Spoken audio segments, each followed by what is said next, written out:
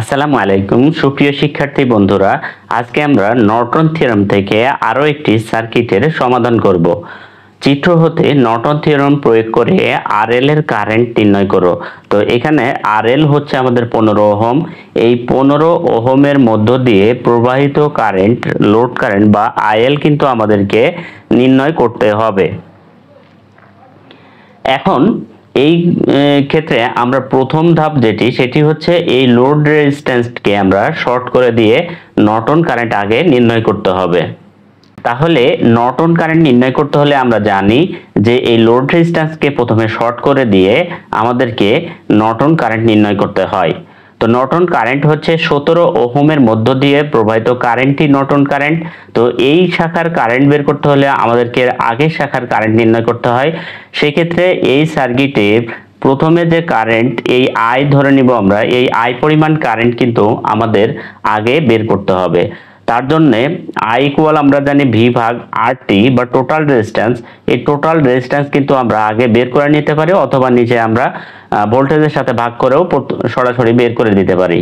তো প্রথমেই আমরা যে আই নির্ণয় করব, আই ইকুয়াল ভি হচ্ছে 30 অর্থাৎ 30 volt divided by total resistance.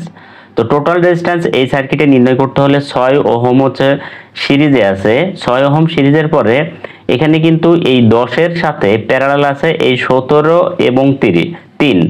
এই 17 আর 3 প্রথমে সিরিজ, তাহলে 20 হবে। এই 20 প্যারালাল 10, তার সাথে আবার 4 হচ্ছে সিরিজ। এভাবে আমরা সার্কিটটি সমাধান করে নেব সিরিজ প্যারালাল মিশ্র সার্কিট থেকে যেভাবে করেছিলাম।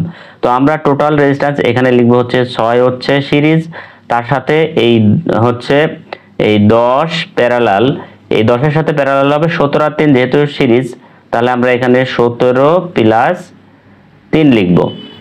তাহলে কিন্তু এইটুকের যে মান আছে সেটুকু আমরা পেয়ে যাব। 10-এর সাথে 17 আর 3 20, এই 20 হচ্ছে 10-এর সাথে প্যারালাল। আবার এই 4 হচ্ছে এসে নেগেটিভের সাথে এসেছে, তার মানে 4 হচ্ছে সিরিজ।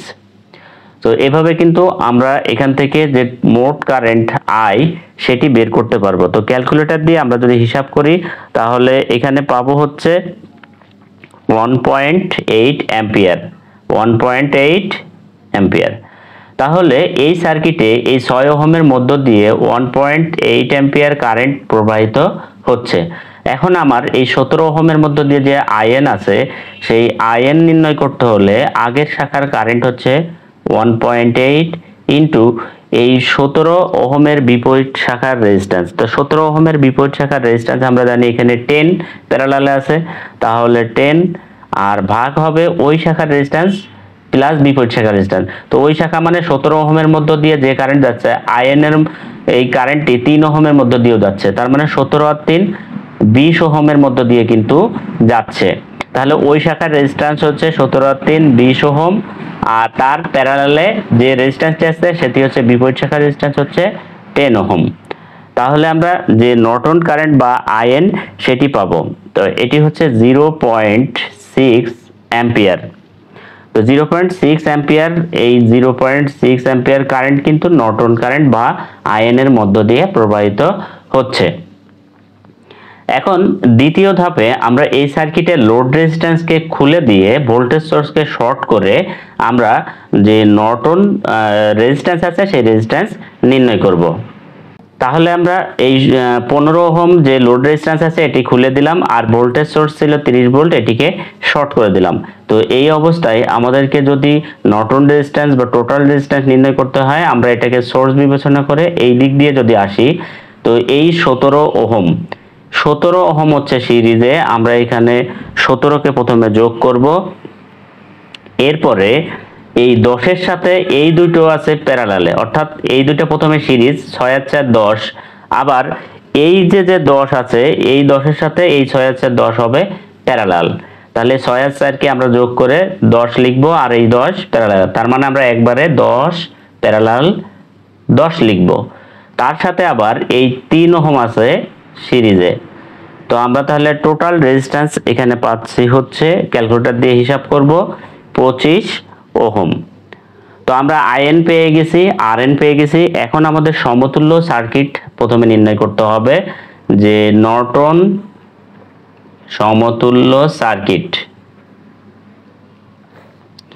সমতুল্য সার্কিট নির্ণয় করতে হলে আমরা যে নর্টন কারেন্ট পেয়েছি তার জন্য একটা কারেন্ট সোর্স নিব, যেটা আমাদের এখানে হবে আইএন, আর এর সাথে প্যারালালে যেটি আমরা রেজিস্ট্যান্স পেয়েছি নর্টন রেজিস্ট্যান্স আরএন, তার সাথে আবার প্যারালালে লোড রেজিস্ট্যান্স যেটি আমাদের দেওয়া আছে আরএল। তো এটি বসিয়ে দেওয়ার পরে আমাদের সার্কিটটি কিন্তু হয়ে গেল। তো আমরা নর্টন কারেন্টের যে মান পেয়েছিলাম 0.6 অ্যাম্পিয়ার, আর নর্টন রেজিস্ট্যান্স পেয়েছি 25 ওহম, লোড রেজিস্ট্যান্স আমাদের দেওয়া আছে হচ্ছে 15 ওহম। এখন আমরা এই সার্কিট থেকে আমাদেরকে লোড কারেন্ট বা এই যে আরএল এর যে কারেন্ট নির্ণয় করতে বলেছে, তো এটি হচ্ছে আমরা ধরে নিলাম যে আইএল। তো আইএল বের করতে হলে আমাদেরকে কিন্তু এখানে দুইটি শাখা, এই একটি শাখা এই একটি শাখা, তাই এই শাখাটি যেহেতু আইএল, তাহলে এর আগের শাখার কারেন্ট লাগবে, অর্থাৎ আইএন এই যে 0.6 অ্যাম্পিয়ার কারেন্ট এই পর্যন্ত আসবে, তাহলে আগের শাখার কারেন্ট ইনটু এই শাখার বিপরীত শাখার রেজিস্ট্যান্স। তো বিপরীত শাখার রেজিস্ট্যান্স হচ্ছে আরএন এর মান হচ্ছে 25, ভাগ হবে ওই শাখার রেজিস্ট্যান্স মানে লোড রেজিস্ট্যান্স হচ্ছে 15 প্লাস বিপরীত শাখার রেজিস্ট্যান্স হচ্ছে কত 25। তাহলে আমরা আইএল এর মান হিসাব করলে পাবো 0.375 অ্যাম্পিয়ার। তো এটি কিন্তু আমাদের অ্যান্সার, আশা করি বুঝতে পেরেছো।